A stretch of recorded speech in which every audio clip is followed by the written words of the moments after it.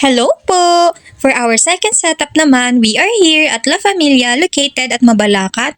Likod ng simbahan itong venue. Nakalimutan ko lang kung anong name ng simbahan.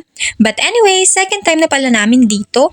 Yung first time namin ay set up from one of our cater tie-up before na ngayon ay binitawan na namin. Di rin pa kami nag-vlog nung mga time na yon kaya walang video. Back to this setup, princess theme nga ito in pink and gold motif. Double celebrant nga dapat ito kasi kambal sila. Kaya pala sabi ni client ay kung kakasya ba daw sa cake stand namin ang dalawang cake na pa rainbow style. Pero mini lang naman daw. Yun pala ay dalawa ang may birthday and twins ang anak ni client.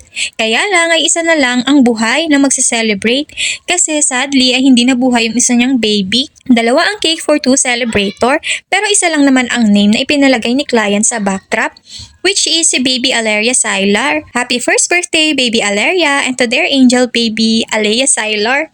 Apat na pala kami nila Papa ang nag-setup dito sa second setup para mabilis kasi may third setup pa and bamban pa mo. Buti at sa Mabalacat na itong second setup kaya di na ganong malayo.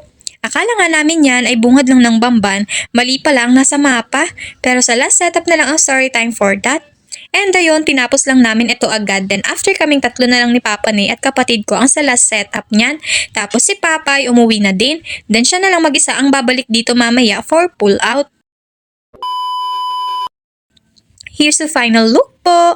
Si Sir Charles pala ang clown sa event na to. Sayang at di kami nagkita kanina bago umalis. Nakita ko lang itong setup sa my day niya kaya nalaman ko. Anyways, ayun lang naman po. Thank you po and bye-bye!